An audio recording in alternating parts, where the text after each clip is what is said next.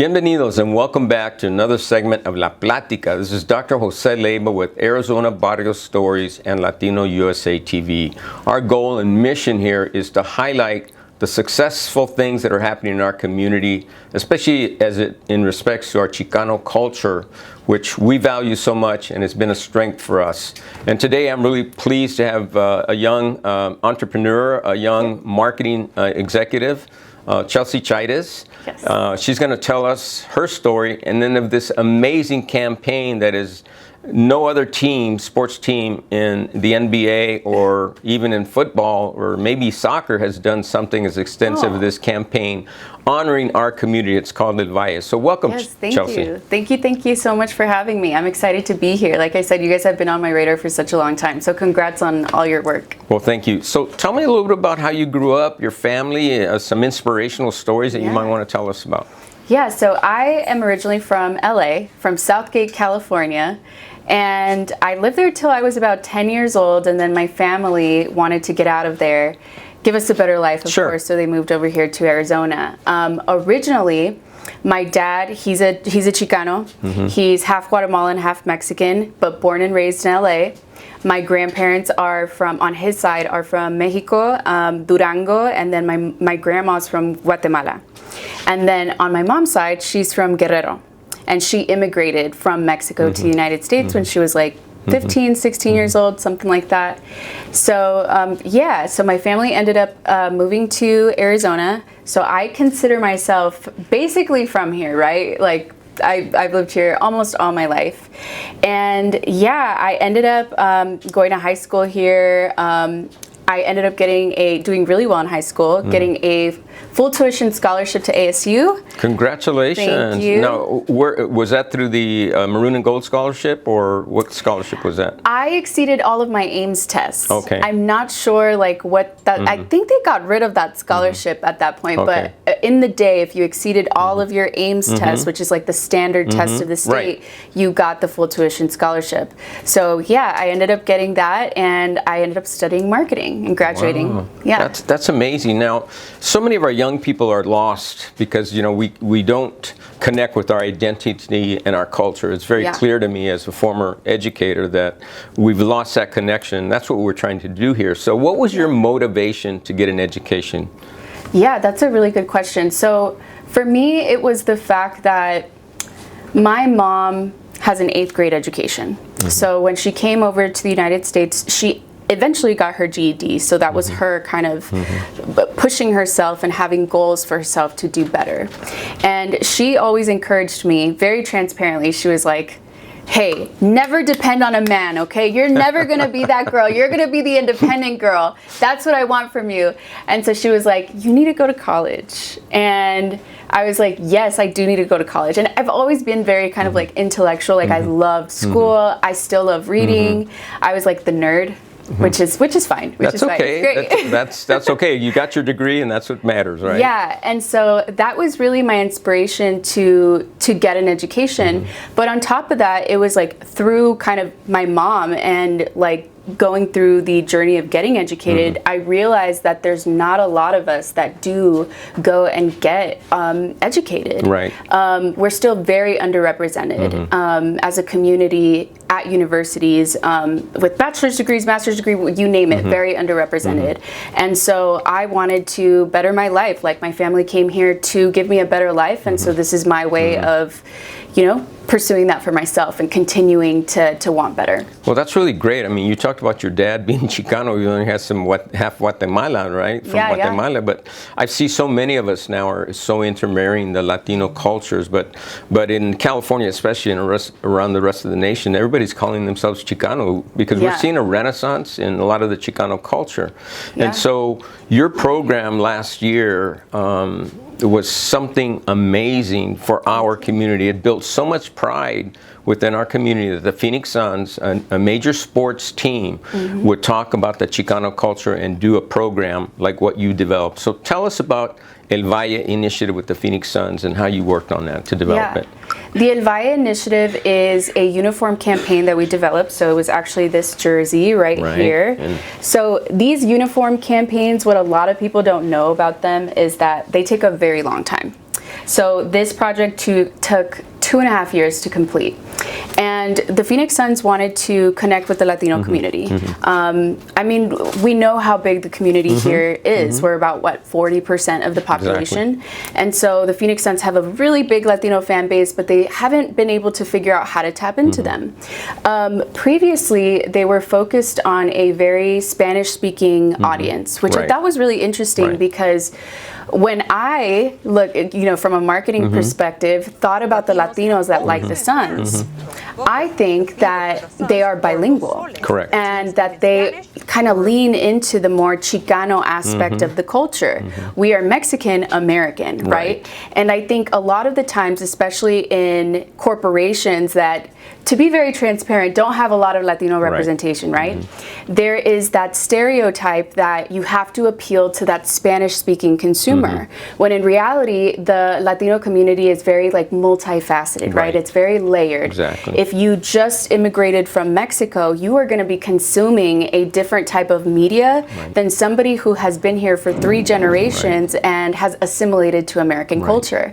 And so when I thought about the basketball fan, I thought about, well, who are they, right? They're Chicanos.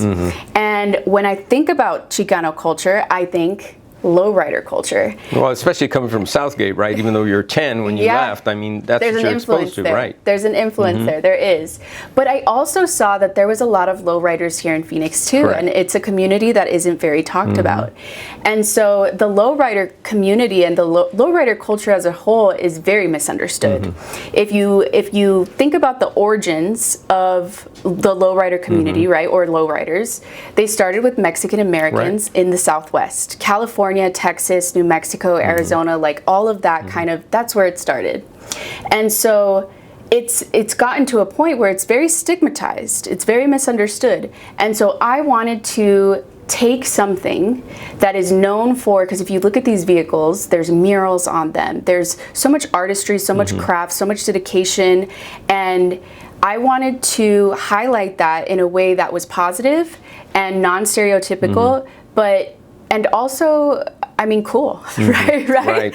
I had the power to take the Suns, which is the coolest thing I feel like we have in Phoenix, and really integrate our community in a way that was going to destigmatize lowriders and lowrider culture, and kind of highlight the family aspect of it. Well, I'm really glad that you're doing that, because let's face it, for a time, and I know I used to cruise with my friend who had a 66 red Impala. It was lifted all the way around, and we weren't looking to do anything but look for trouble. So there was a period of time, but I think many of the lowrider clubs have gotten into community activities, community events, giving back to the community. I noticed where I think Sophisticated Few is doing a cleanup on South Central. The Intruders did a Get Out the Vote program. They do Christmas drives, and so I really appreciate the fact that such a young person like yourself recognized this fact and then worked on a campaign, given the fact you had a background in marketing. So tell me a little bit more about that and how it developed and how it got into the development of a lowrider car that exemplifies this campaign. Okay, so, I mean, a few things. The project first started with creating this story. And so I had to say, okay, we're going to tell the story of lowriders through this jersey, and we're going to connect it to the team because we're going to highlight the hard work that goes into these vehicles, right? And we're going to compare it to what we see on the court. So it started with that story, and then hiring an artist to do that. And so I think you've met him before. Right, correct. Miguel Godoy is Dr. Miguel Godoy, right. Professor at Arizona State University. Did he get his doctorate? Oh my gosh, congrats to him. If he didn't, I already gave it to him. Yeah, there you go. Because I mean, he's working at ASU, he designed this project. He's an academic person that had a background in culture and lowriding. So I mean, what a more natural person to do that. Very familiar with Chicano culture. We have so many conversations about it, and I think he was perfect because, he's Mexican American. He's Chicano. He gets it. He did a lot of graffiti art back in the day, and what a perfect story now that he, is a professor, as you mentioned. So he was a great choice, and he did amazing on it. But yeah, it started with really getting into the design. And then once you get into the design, I started thinking, well, what's the the story going to be when we roll it out? Because it's not just, you know, here's the jersey. You got to present it in a way that's meaningful to the community. And, you know, here's where Devin Booker comes along. Right. And Devin is half Mexican. Correct. And a lot of people don't know that. Or maybe they're finding out now. But yeah, so he's half Mexican and very interested in classic car culture. And so it was like the perfect kind of fit, right? So we approached Devin and his team about collaborating on a vehicle. And he was like, okay, well, I want a Bel Air. And he's like, I just want to make sure. He's like, Impala. He's like Impalas, but, you know, a little bit played out in the sense that he wanted something unique, right?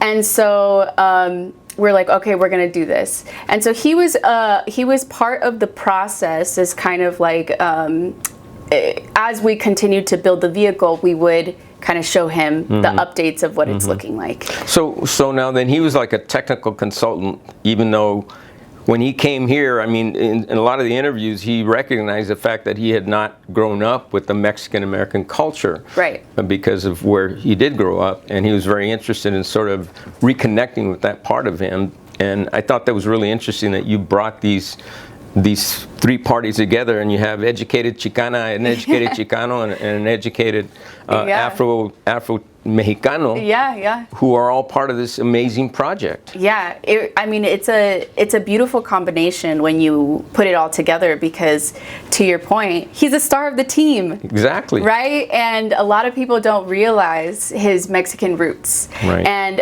he's not super familiar with the culture, and he's very transparent with that. But he knows Phoenix. He knows the community of Phoenix, and he definitely wants to embrace it. And so, you know, this was a cool project to really integrate him into.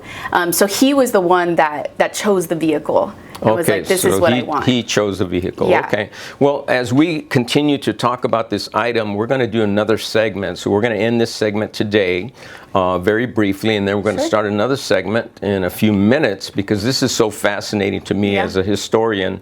But more so for our audience out there, if you've got a lowrider, if you have a young child that's getting into lowriding, just think, get a degree and you can do a lot more with those skills. Okay, we interviewed a gentleman who's a car club president in East LA, and he and another teacher are working on a STEM program on lowriding, the building of these cars to teach that. So this is Dr. Jose Leyba signing off with Arizona Barrio Stories and Latino USA TV. My guest, Chelsea Chaidez. Thank you.